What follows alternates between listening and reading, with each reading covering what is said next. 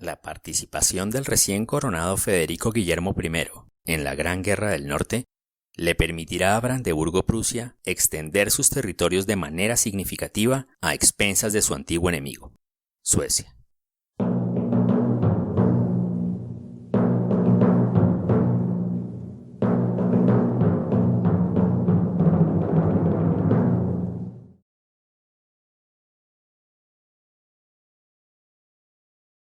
Mientras se desarrollaba la Guerra de Sucesión Española entre Francia y la Gran Alianza, al mismo tiempo ocurrió una disputa entre Suecia y Rusia por la supremacía en el Báltico. Este conflicto, que también es conocido como la Tercera Guerra del Norte y que tuvo una duración mayor a la de Sucesión Española, es el culmen de una larga disputa en el norte por la definición de las fronteras, el control del norte de Alemania y de Ucrania y el balance del poder en la región.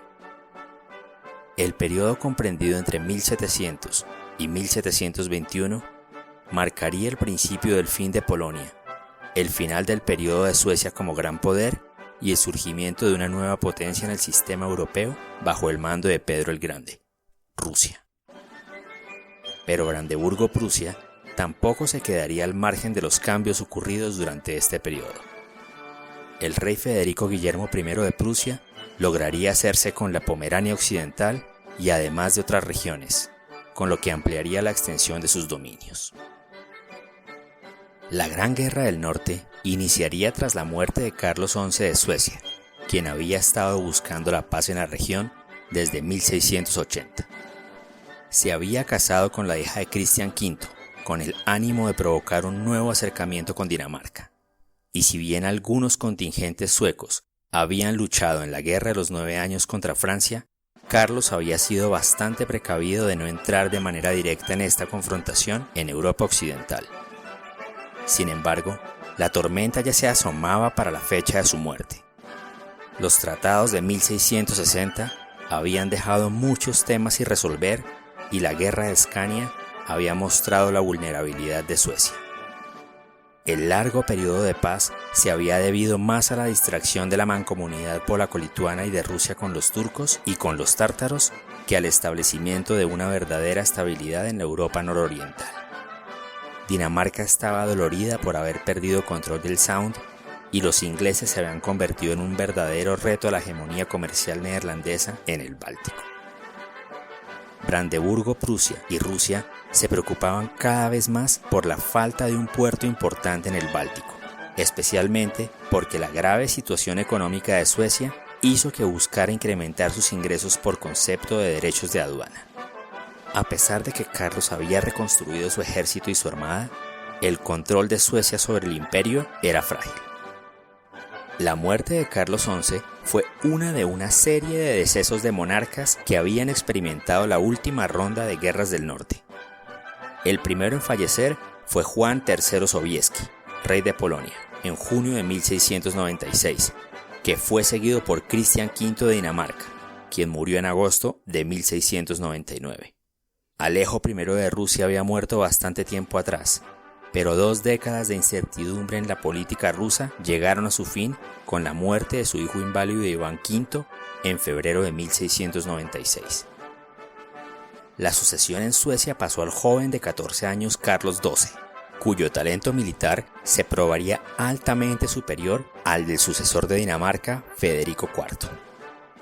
El nuevo rey de la mancomunidad polaco-lituana sería Federico Augusto, elector de Sajonia, quien tomaría el nombre de Augusto II tras su elección en 1697.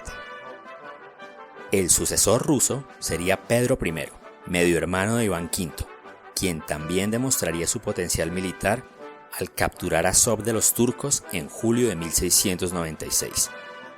En este periodo ya se encontraba en el poder Federico III, elector de Brandeburgo, quien en 1701 se convirtió en Federico I, rey en Prusia.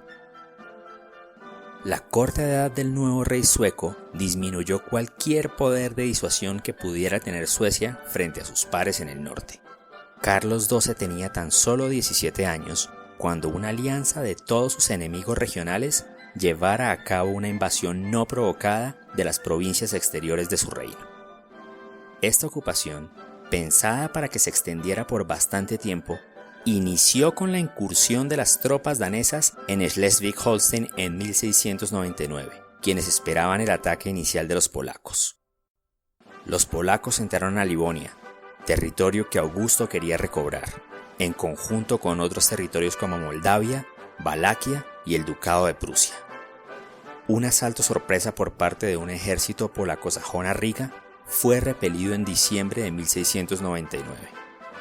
En febrero, Augusto envió una tropa sajona de 5.000 hombres a asaltar Dunamunde, la cual obtuvieron en marzo. Los sajones habían logrado incrementar su ejército a casi 26.000 hombres experimentados.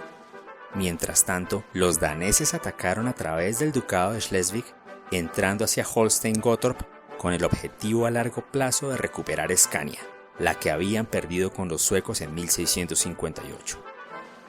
Entre el 9 y el 20 de agosto, Rusia le declaraba la guerra a Suecia, abriendo así un tercer frente de batalla. Sin embargo, Pedro no se había enterado de que Dinamarca había sido expulsada de la guerra 5 días antes por la derrota infligida por Carlos XII en una operación anfibia que la obligó a firmar la paz de Travendal. Carlos había obtenido el apoyo de los poderes marítimos al garantizar el cumplimiento de lo acordado en el Tratado de Rijsvik con respecto a Schleswig, lo que le permitió ir por el enemigo más débil de los tres y sacarlo de la contienda. Un segundo ejército sueco derrotaba a Augusto II de Sajonia en Riga, lo que llevó al rey polaco a pedir un armisticio a través de Francia.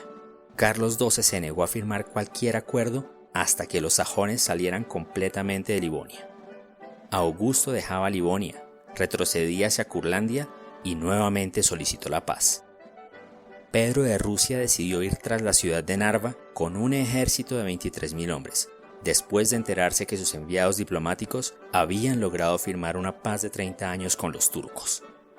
Suecia, con menos de la mitad de las tropas rusas, pero con mayor liderazgo, entrenamiento y armamento, liberaron la ciudad del asedio al que se encontraba sometida.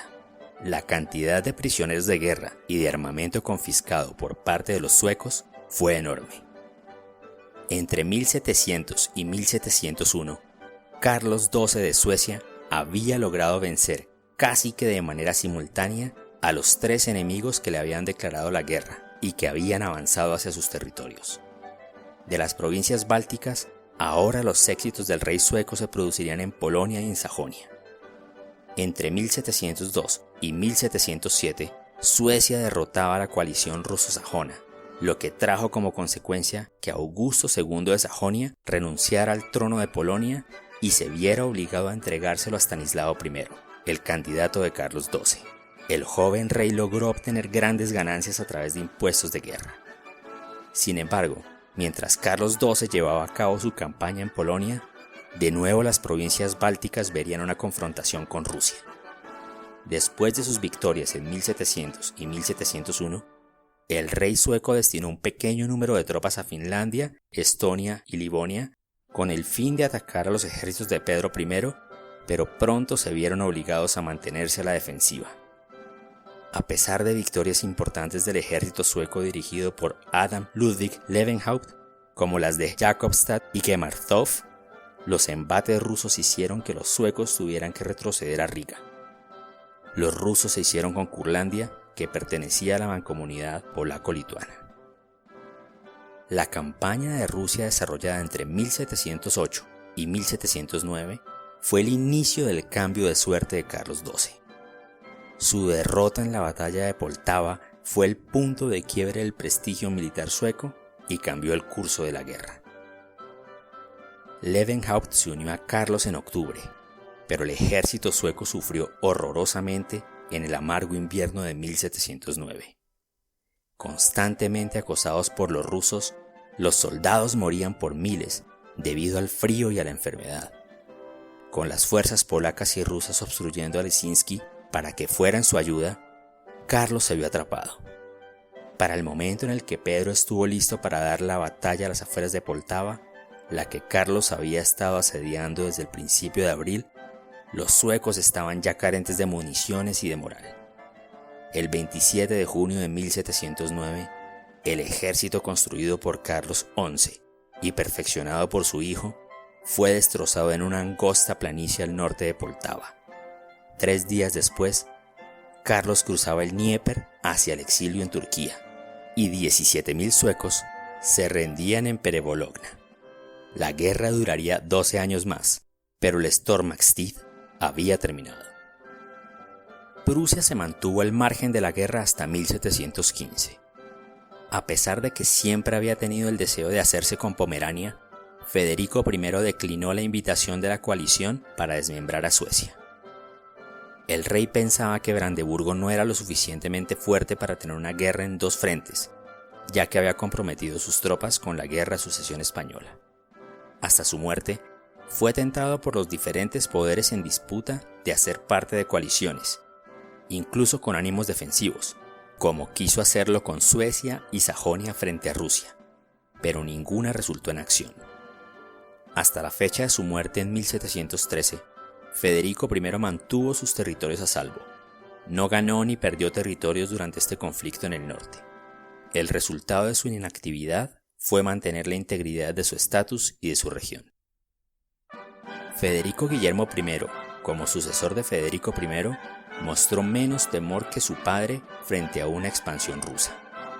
Pedro el Grande, al conocerse con él en Berlín, lo vio como un posible aliado. 5 meses después, en su vuelta a Rusia, Pedro, de nuevo, pasó por Berlín. El rey Federico I había muerto, y el príncipe real de 25 años de edad se sentaba ahora en el trono como Federico Guillermo I. He encontrado al nuevo rey muy amable, le escribió Pedro a Menshikov, pero no puedo convencerlo de ninguna acción. Hasta donde puedo entender, por 2 razones. Primero, porque no tiene dinero, y segundo, porque aquí todavía hay muchos perros con corazón sueco.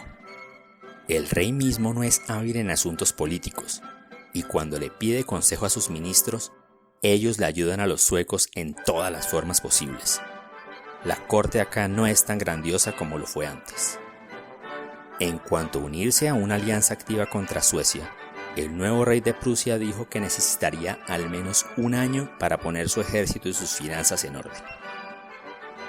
1 año después de su encuentro con Pedro el Grande, Federico Guillermo I firmaba un tratado de alianza con el zar ruso con la promesa de obtener ganancias a expensas de Suecia en vez de con Polonia. Mientras que ordenaba sus asuntos en Brandeburgo y negociaba con Rusia, Federico Guillermo I aprovechaba la ausencia de Carlos XII en Suecia y había enviado sus tropas a Stettin en la Pomerania sueca, acción que no presentó ningún problema para Suecia y que el rey prusiano tomó como una acción preliminar para ocupar la región de manera permanente.